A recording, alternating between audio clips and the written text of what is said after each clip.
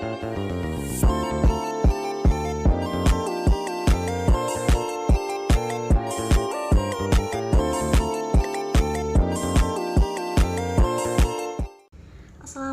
warahmatullahi wabarakatuh. Salam sejahtera untuk kita semua.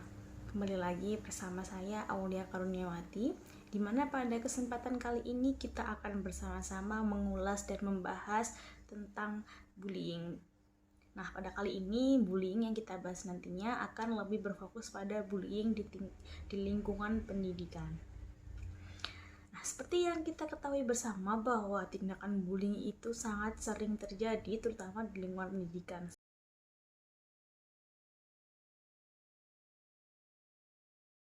Ya, itu tadi adalah sedikit cuplikan dari ribuan kasus bullying yang pernah terjadi di lingkungan pendidikan, dan tak jarang pula kasus bullying ini berujung pada kematian korban bullying. Oleh sebab itu, Bu Aulia di sini akan mengulas tentang bullying sehingga kita akan mengetahui bagaimana cara mencegah bullying, bagaimana cara kita menyikapi ketika kita mendapatkan bullying, atau jangan-jangan kita merupakan salah satu dari pelaku bullying. Oke, langsung saja. Yang pertama adalah pengertian dari bullying. Ya, jadi bullying itu adalah segala tindakan agresif baik berupa verbal maupun tindakan fisik yang bertujuan untuk mengintimidasi seseorang. Nah, bullying ini bisa dilakukan oleh sekelompok orang maupun oleh individu, di mana seorang ini itu mengintimidasi orang lain baik dengan perbuatan fisik, perbuatan verbal, bisa juga lewat tulisan, dan itu tujuannya untuk mendapatkan kepuasan atau untuk mendapatkan kesenangan saja. Nah, berdasarkan pengertian dari bullying tadi, itu bullying itu terbagi menjadi 4 macam. Yang pertama adalah bullying fisik. Bullying fisik ini adalah jenis bullying di mana pelaku bullying ini mengintimidasi korban dengan menggunakan kekerasan fisik. Contoh dari bullying fisik ini seperti memukul, menendang, melempar sesuatu, kemudian menjambak, dan yang lain-lainnya. Nah, bullying fisik ini adalah jenis bullying yang sangat berbahaya karena bisa mencelakai korbannya. Tuh. Kemudian yang kedua adalah bullying verbal.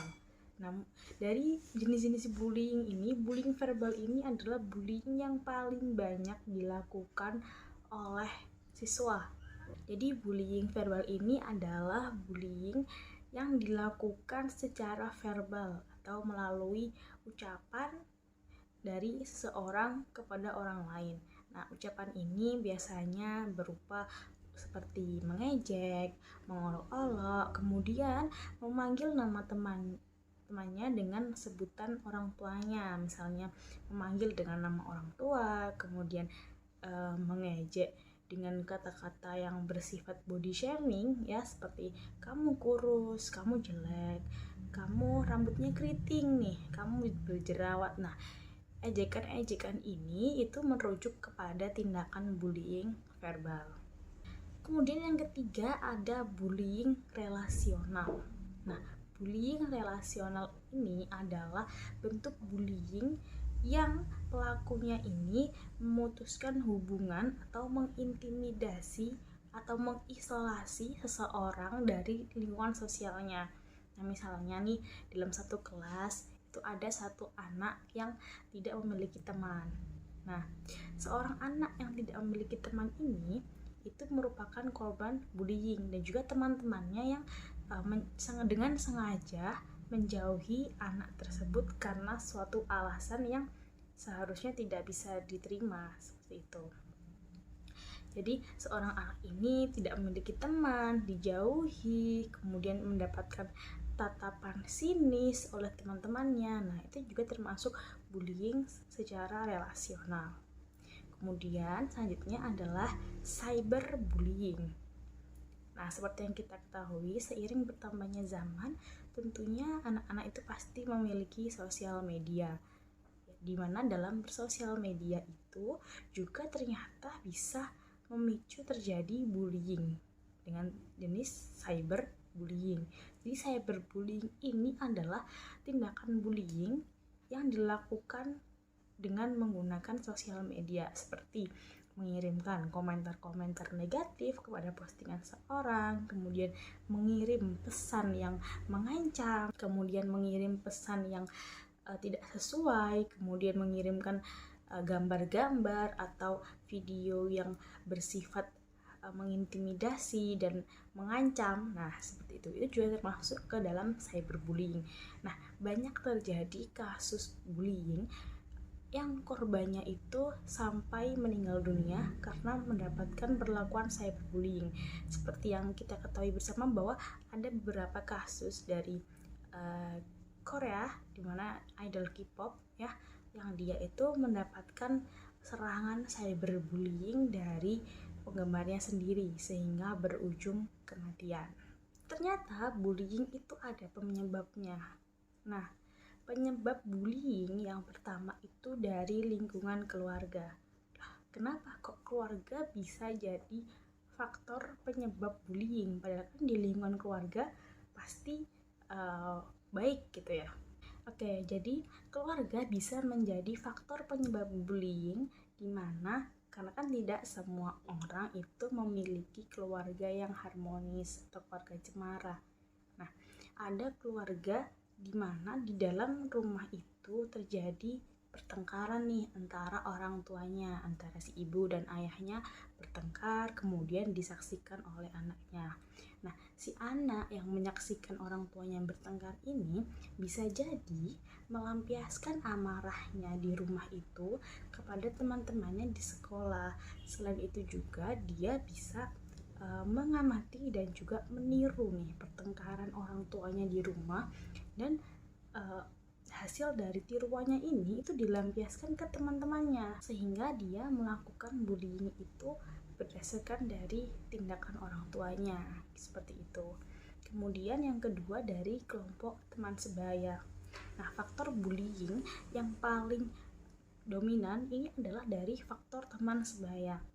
Nah, seperti yang kita ketahui bahwa faktor teman ini itu sangat-sangat berpengaruh kepada perilaku orang lain.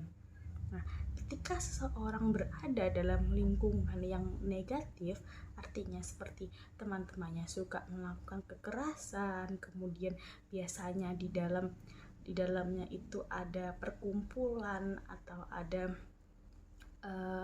geng ya, ibaratnya ada geng-geng di mana di dalam geng tersebut itu biasanya ada prasyaratnya untuk mau masuk ke geng ini. Misalnya ya, ada geng A yang dimana ketika kamu ingin masuk ke geng A ini, kamu harus menjalankan satu misi.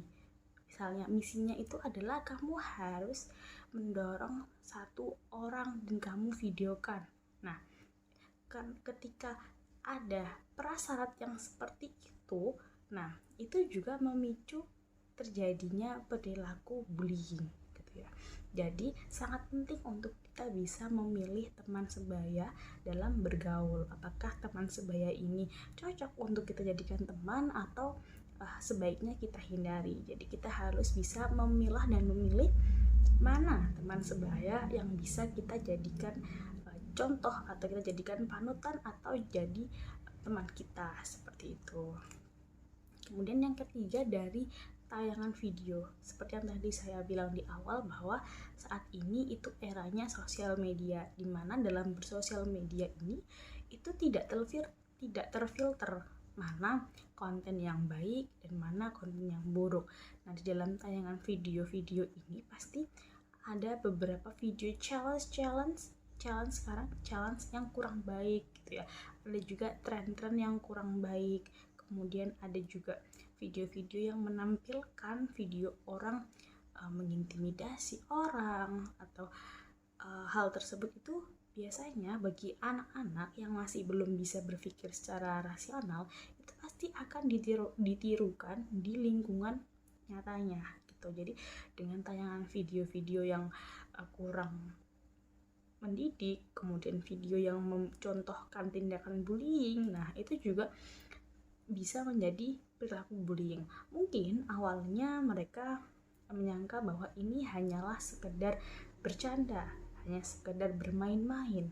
Nah, ketika bercanda dan bermain-main ini sudah berlebihan, itu nanti jatuhnya pasti akan jadi tindakan bullying. Nah, dari penjelasan tadi ini ada beberapa contoh berita bullying yang terjadi baru-baru ini, dan ini adalah salah satu berita yang cukup besar dan cukup viral pada waktu itu ya, yaitu adalah contohnya adalah kasus bullying yang terjadi pada seorang santri di kota Kediri hingga meninggal dunia dan diduga dianiaya oleh seniornya. Jadi santri ini itu bernama Bintang Balkis Maulana yang berumur 14 tahun. Nah, si Balkis ini dia mendapatkan penganiayaan di pondok pesantrennya yang ada di kota Kediri hingga si korban ini sampai meninggal dunia.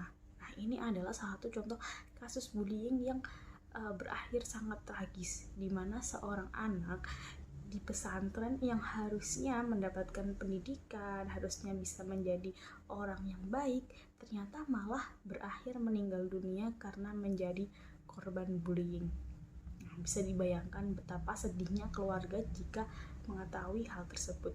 Tentunya kita tidak mau kan hal ini terjadi kepada kita maupun kepada teman-teman dan keluarga kita, sehingga kita harus bersama-sama untuk menghilangkan, bersama-sama menjaga agar tidak terjadi bullying di lingkungan di sekitar kita. Nah, kejadian tadi itu yang menjadi korban adalah si korban bullying, ya kan? Nah, tapi ada juga kasus bullying di mana yang menjadi korban itu adalah pelaku bullying itu sendiri, seperti contohnya yang berita saat ini. Nah, jadi diduga kesal karena sering dibully, akhirnya siswa ini menusuk teman satu kelasnya. Jadi siswa ini itu sering dibully oleh temannya. Nah, karena dia merasa kesal, dia sangat marah ya kepada teman yang membulinya itu sampai dia menusuk temannya.